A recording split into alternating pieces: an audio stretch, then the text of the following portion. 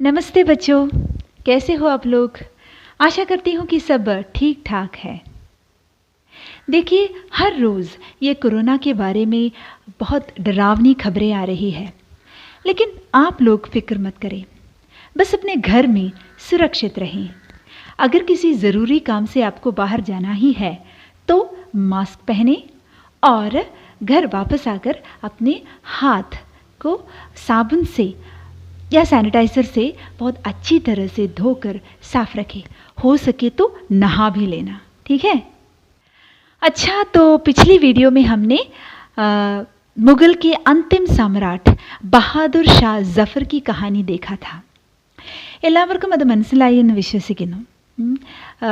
മുഗൾ സാമ്രാജ്യത്തിൻ്റെ ഏറ്റവും അവസാനത്തെ ചക്രവർത്തിയായ ബഹാദുർ ഷാ ജഫറിൻ്റെ കഥയായിരുന്നു നമ്മൾ കഴിഞ്ഞ വീഡിയോയിൽ കണ്ടത്। അത് മനസ്സിലായി എന്ന് കരുതുന്നു। तो इस बार हम एक खत पढ़ने जा रहे हैं। ഒരു കത്താണ് നമ്മൾ പഠിക്കുന്നത്। वैसे तो दूसरों की खत पढ़ना बुरी बात है ना।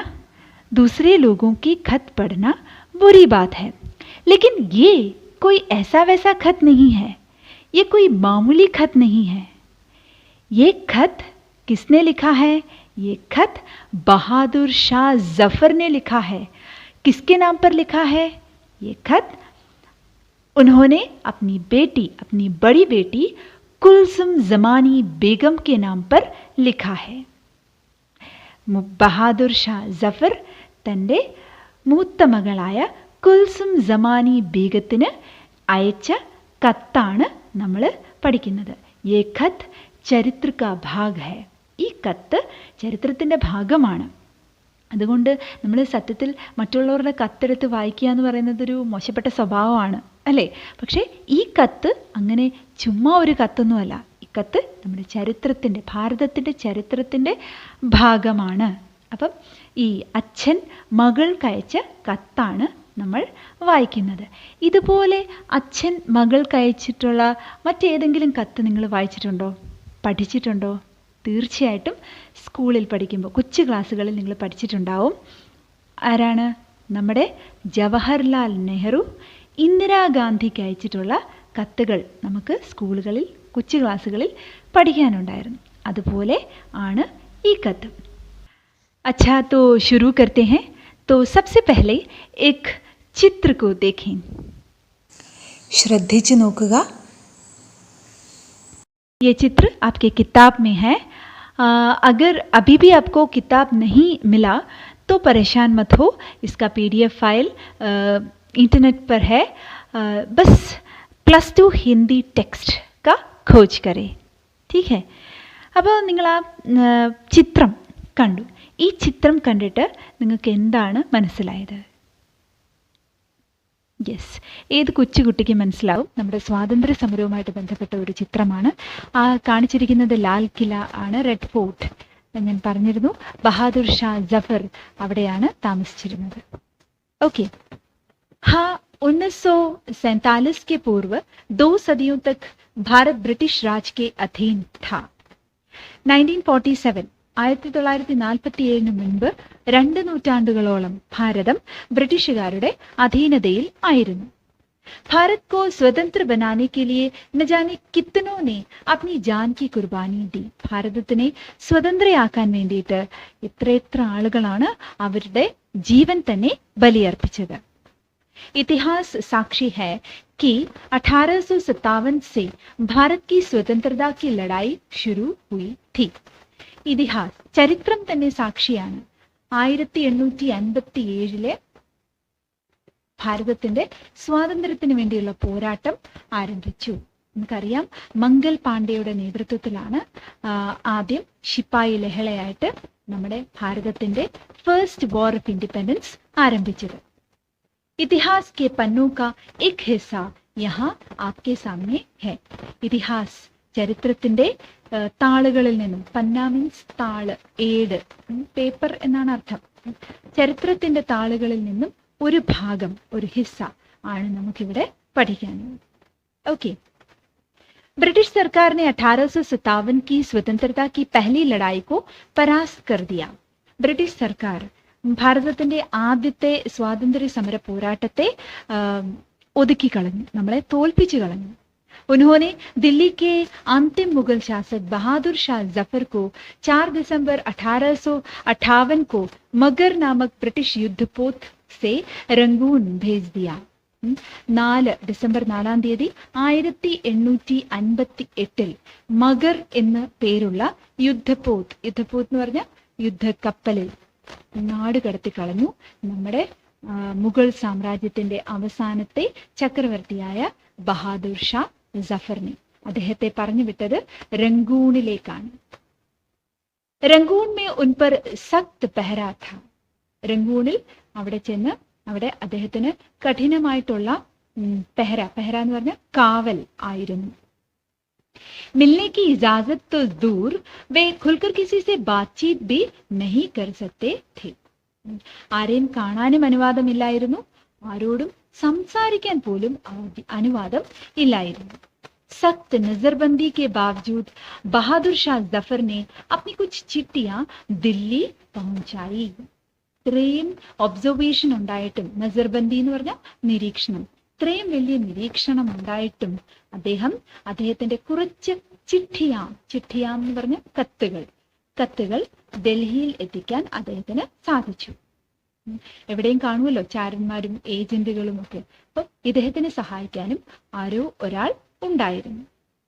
കുൽസും ജമാനി ബേഗം ബഹാദുർ ഷാ ജഫർ की बड़ी बेटी थी. കുൽസും ജമാനി ബേഗം ബഹാദുർ ഷാ ജഫറിന്റെ മൂത്ത മകൾ ആയിരുന്നു. वे दिल्ली में अंग्रेजों की कैद में थी. അവര് ഡൽഹിയില് ബ്രിട്ടീഷുകാരുടെ തടവറയിലായിരുന്നു. തടവറ എന്ന് പറഞ്ഞ കൈദ് എന്ന് പറഞ്ഞ തടവറ എന്ന് തന്നെയാണ് അർത്ഥം.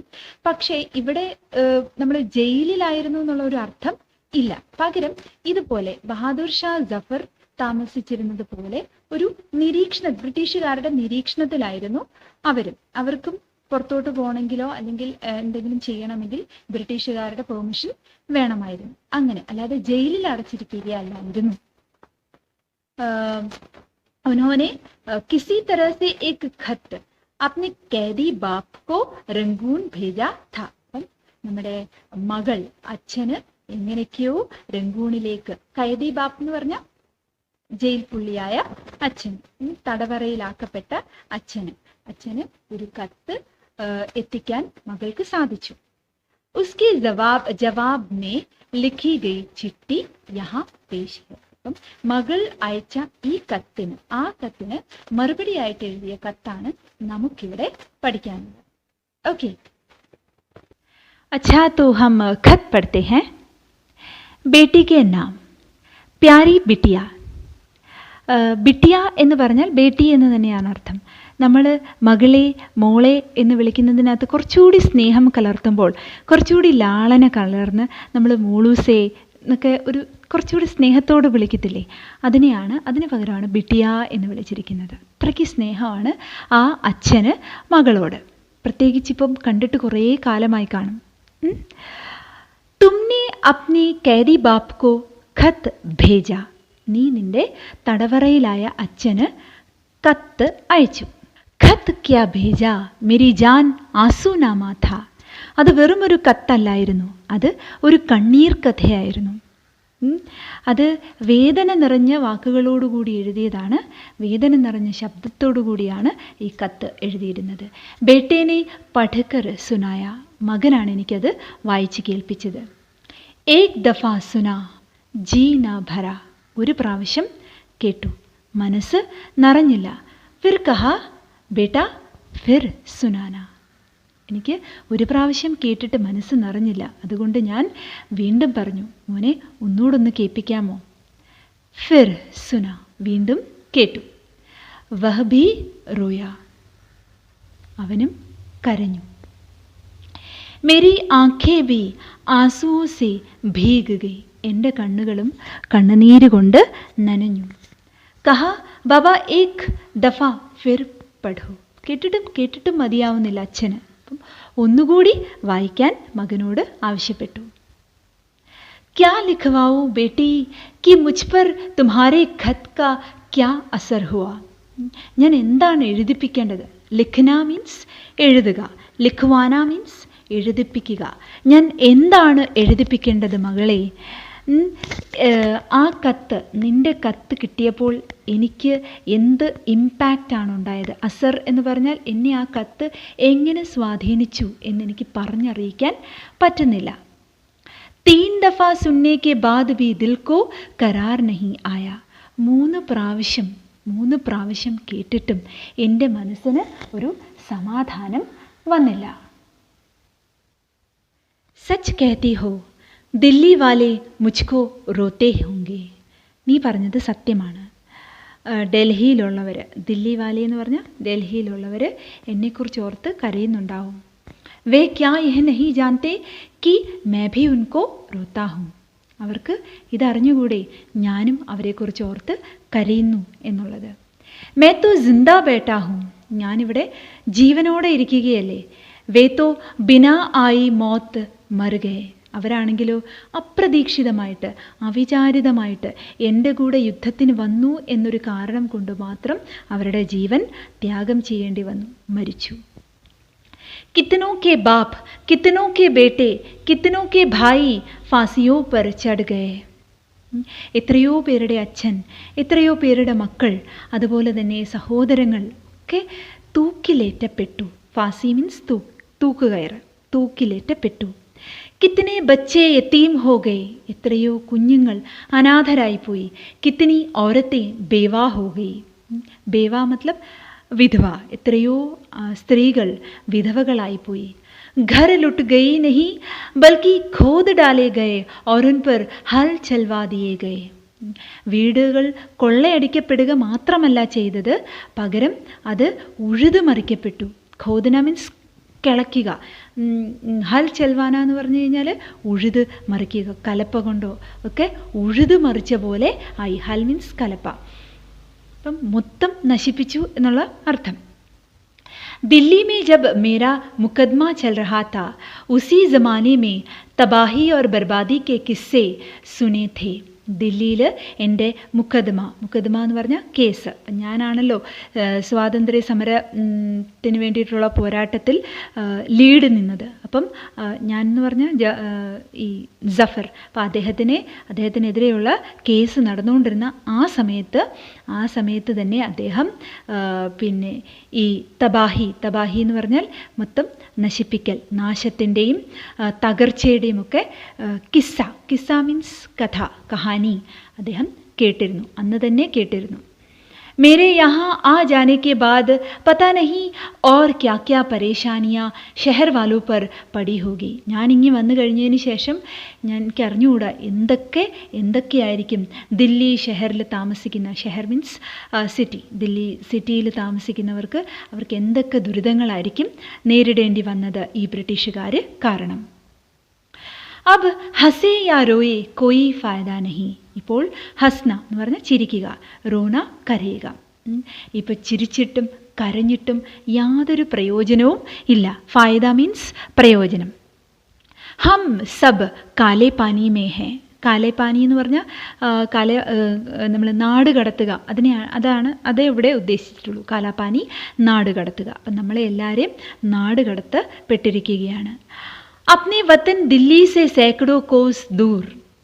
വത്തൻ എന്ന് പറഞ്ഞാൽ നമ്മുടെ സ്വന്തം ദേശം, സ്വദേശം. ഇപ്പോൾ ദില്ലിയിൽ നിന്നും 1000ഓളം മൈലുകൾ ദൂരെയാണ്. ഘർ സേ ജുദാ और ऐसे जुदा कि अब जीते जी किसी से मिलने की आस नहीं है. നമ്മൾ വീട്ടിൽ നിന്നും പിരിഞ്ഞിരിക്കുകയാണ്. ജുദാ എന്ന് പറഞ്ഞാൽ പിരിയുക. എങ്ങനെ പിരിഞ്ഞു? നമ്മൾ ഇപ്പം തിരിച്ചു വരാം എന്നുള്ള പ്രതീക്ഷയുണ്ടോ? ഒരിക്കലുമില്ല. എന്നെങ്കിലും ഒരു ദിവസം തിരിച്ചു ചെന്ന് മകളെയോ അല്ലെങ്കിൽ ബാക്കി വീട്ടുകാരെയോ ഒക്കെ കാണാം എന്നുള്ള പ്രതീക്ഷയെ അദ്ദേഹത്തിന് ഇല്ല.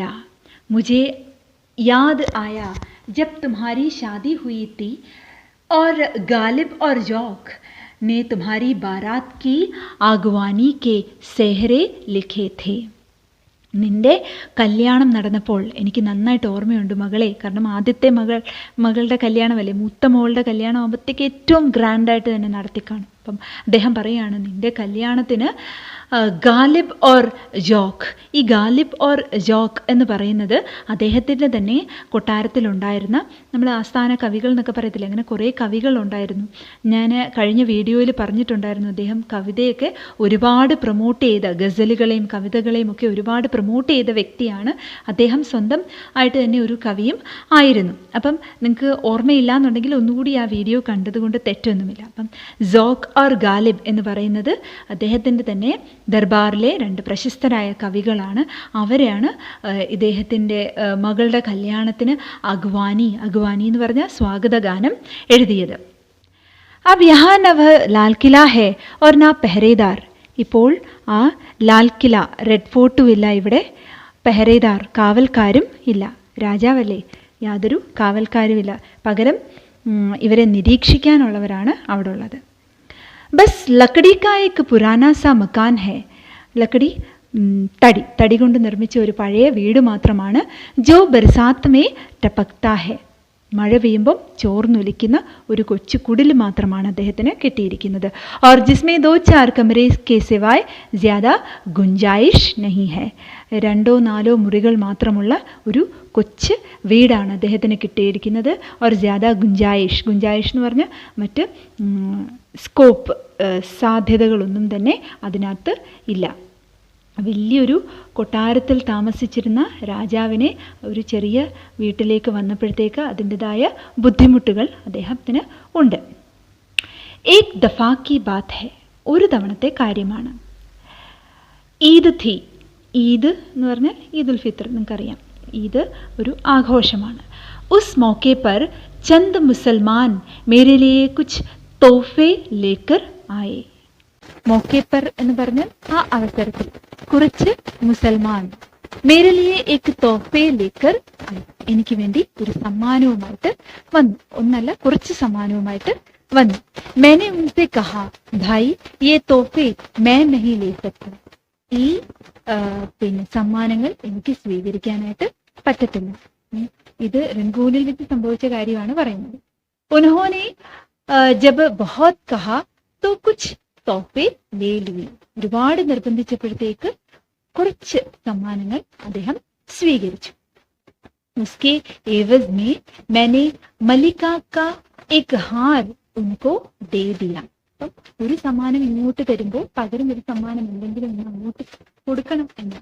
അപ്പം അവര് കുറച്ച് സമ്മാനങ്ങൾ ഇങ്ങോട്ട് നോക്കിയപ്പോൾ അതിന് പകരമായിട്ട്, ഏവസിന് പകരമായിട്ട് നമ്മുടെ ജഫർ, അദ്ദേഹത്തിന്റെ മലിക മഹാറാണിയുടെ ഒരു ഹാർ എന്ന് പറഞ്ഞാൽ മാല ഇവർക്ക് കൊടുത്തു.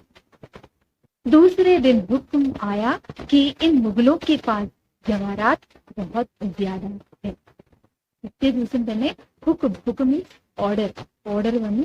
ഈ മുഗളന്മാരുടെ കയ്യിൽ, മുഗൾ ആൾക്കാരുടെ കയ്യില് ഒരുപാട് ഓർണമെന്റ് ഉണ്ട്. ജവാഹറാത്ത് എന്ന് പറഞ്ഞു കഴിഞ്ഞാൽ ഓർണമെന്റ്, രത്നങ്ങൾ പതിപ്പിച്ച ആഭരണങ്ങൾ ഒരുപാട് ഉണ്ട്. इन कैदियों को दिया जाने वाला खर्चा इनकी जरूरत से ज्यादा है. ഇവർക്ക് ചെലവിന് കൊടുക്കുന്ന ആ എമൗണ്ട് അത് ഇവർക്ക് ആവശ്യത്തിൽ അധികമാണ്. ഇത്രയും രത്നങ്ങളും സ്വർണ്ണങ്ങളും മാത്രമൊന്നും ഉള്ളവർക്ക് നമ്മൾ കൊടുക്കുന്നതിന്റെ ആവശ്യമില്ല. അതുകൊണ്ട് വഹി ഹുവാ ജിസ്കാ ഡർ ഥാ. അപ്പം ജഫർ പേടിച്ചതുപോലെ തന്നെ സംഭവിച്ചു. എന്താണ്? ഹമാരാ ഖർച്ച ആധാ കർ ദിയാ ഗയാ. നമ്മുടെ ഖർച്ച, നമ്മുടെ ചെലവിന് തരുന്ന കാശ് വെട്ടിക്കുറച്ച് കഴിഞ്ഞു. ക്യാ ഖബർ कि यह खत तुमको मिलेगा भी या नहीं. ഈ കത്ത്, ഞാൻ അയക്കുന്ന ഈ കത്ത് നിനക്ക് കിട്ടുമോ ഇല്ലയോ എന്ന് എനിക്ക് യാതൊരു ഉറപ്പുമില്ല, അറിവുമില്ല. सुनता हूँ वे आदमी भरोसे के काबिल है जिनके हाथ यह खत भेजा जाएगा. ഈ കത്ത് ആരുടെ കയ്യിലാണോ കൊടുത്തു വിടുന്നത് അയാൾ വിശ്വാസയോഗ്യനാണ് എന്നാണ് ഞാൻ കേട്ടത്. ഭരോസ വിശ്വാസം, കാബിൽ യോഗ്യൻ, വിശ്വാസയോഗ്യനാണ് എന്നാണ് ഞാൻ കേട്ടത്. लेकिन कितने ही शख्स मैंने ऐसे देखे हैं जो आखिर में दंगाबाज और दूसरों के भेजे जासूस साबित हुए. ഞാൻ ഇതുപോലെ എത്രയോ പേരെ കണ്ടിരിക്കുന്നു. ഷഖ്സ് മീൻസ് വ്യക്തികൾ, എത്രയോ വ്യക്തികളെ കണ്ടിരിക്കുന്നു. जो आखिर में അവസാനം, ആഖിർ മീൻസ് അന്ത്യത്തിൽ, ദംഗാബാസ് ചതിയന്മാരായിട്ടും ദൂസറോ കെ ഭേജെ ജാസൂസ് ചാരന്മാരായിട്ടും തെളിയിക്കപ്പെട്ടത്. അപ്പം ഞാൻ വിശ്വസിച്ച് ഏൽപ്പിച്ച എത്രയോ പേര് ഇതുപോലെ എന്നെ ചതിച്ചിട്ടുണ്ട്. അതുപോലെ ഈ മനുഷ്യൻ എന്നെ ചതിക്കുമോ, മറ്റുള്ളവരുടെ ചാരപ്രവൃത്തി ചെയ്യുകയാണോ ഒന്നും എനിക്ക് അറിഞ്ഞുകൂടാ. ലേക്കിൻ ഇസ് ഖത്ത് മേ മാനെ ऐसा लिखा ही क्या है? പക്ഷേ ഈ കത്തിൽ ഞാൻ എന്തുവാ ഇത്ര വലുതായിട്ട് എഴുതിയിരിക്കുന്നത്?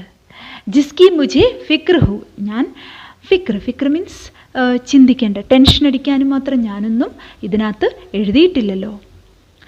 എക് ബാപ് നെ എക് ബേട്ടി കോ ഖത്ത് ലിഖ്വായാ ഹെ, ഒരു അച്ഛൻ മകൾക്ക് കത്തയച്ചിരിക്കുകയാണ്. ന ഇസ്മേ അപ്നെ മുൽക്ക് കി കോയി ബാത് ഹെ ന ഗൈർ മുൽക്ക് കി, ഇതിൽ എൻ്റെ സ്വന്തം നാടിൻ്റെ കാര്യം, മുൽക്ക് മീൻസ് നാട്, ദേശം, എൻ്റെ ദേശത്തിൻ്റെ കാര്യവും എഴുതിയിട്ടില്ല, അന്യദേശങ്ങളുടെ കാര്യവും ഞാൻ എഴുതിയിട്ടില്ല. ഗൈർ മീൻസ് അന്യം.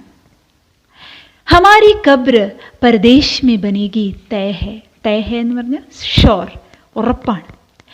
എൻ്റെ ഖബ്ർ എന്ന് പറഞ്ഞാൽ ശവകുടീരം, വിദേശത്തായിരിക്കും. സ്വന്തം നാട്ടിൽ എനിക്ക് ശവകുടീരം കിട്ടുമെന്ന് തോന്നുന്നില്ല, എൻ്റെ ശവമടക്കുമെന്ന് എനിക്ക് തോന്നുന്നില്ല. ഉറപ്പായിട്ടും എൻ്റെ ശവകുടീരം പരദേശത്തിൽ ആയിരിക്കും. ഇപ്പം റംഗൂണിലാണല്ലോ, ഇവിടെ തന്നെ എനിക്ക് തീരേണ്ടി വരും.